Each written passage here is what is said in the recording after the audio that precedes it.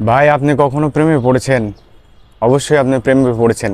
হয়তো আপনি যখন ভালো প্রেমে যখন হাবুডুবু খান, তখন কিন্তু আপনার মাথা মস্তিষ্ক সব কিন্তু এক দৃষ্টিকোণ কিন্তু এক জায়গায় থাকে।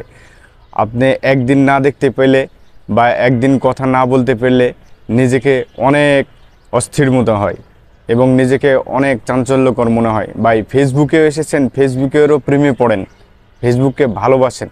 ফেসবুককে ভালোবেসে বেসে আপনি নতুন নতুন সুন্দর সুন্দর টপিক নিয়ে আপনি এখানে ভিডিও আপলোড করেন। এই প্রেম করা অর্থাৎ ভালোবাসা যদি না জন্মায় কোনো কিছু বিষয়ের উপর, কোনো কাজে কিন্তু মন বসে না, এটি কিন্তু স্বাভাবিক।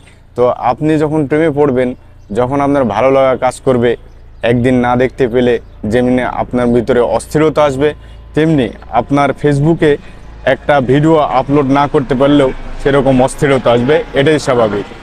আকাশ দিয়ে হেলিকপ্টার যাচ্ছে যদিও, শব্দ দূষণ কিছু করার নাই, ভিডিও করতেই হবে। এই তো দেখছেন, আমি এখন ফেসবুকের প্রেমে পড়েছি। ফেসবুকে প্রেমে পড়ে ফেসবুকে ভিডিও আপলোড না করলে আমার ভালো লাগে না। এবং ভিডিও ফেসবুকের জন্য ভিডিও তৈরি না করতে পারলেও যেন আমার ভালো লাগে না। ফেসবুকের ভিডিও যেন আমার কাছে মনে হয়েছে যে একটা নেশার মতো। কেননা আমি এটাকে অনেক ইজিলি ভালোবাসার মতো একটা ভালোবাসার নেশা হিসেবে এখানে আমি রিসিভ করেছি। এই মেসেজের মাধ্যমে বা এই ভিডিওর মাধ্যমে আমি আপনাদেরকে এটাই বোঝাতে চাচ্ছি বা বোঝাতে চেয়েছি যে আপনারা সব সময় যে কোনো বিষয়, যে কোনো কাজে বা ফেসবুকে ভিডিও আপলোড করেন বা যেই কাজেই হোক না কেন, একটি ভালোবাসার ভিতরে জন্ম নিয়ে আসেন। ভালোবাসার জন্ম না নিয়ে আসলে আপনি এটা কখনো সার্থকতা পাবেন না। একটা নেশার মতো নেন। নেশা বলতে এখানে ভালোবাসার নেশা, আপনার কাজের নেশা, আপনার দক্ষতার নেশা, আপনার গুণের নেশা, আপনার যত গুণাবলী, পজিটিভ গুণাবলীর যত নেশাকে আপনি কাজে লাগাবেন অথবা আপনি এটাকে ভিতরে যত বেশি আয়ত্ত করতে পারবেন, তত এখান থেকে কিন্তু আপনার সফলতা আপনি নিশ্চিন্তে নিয়ে আসতে পারবেন। তো আমিও ভাই ফেসবুকে প্রেমে পড়ে গেছি, কারণ ফেসবুকে ভিডিও তৈরি করা আমার প্রতিদিনের নিত্যদিনের নেশা। দেখছেন, আমি প্রতিনিয়তই কিন্তু ভিডিও আপলোড করে থাকি।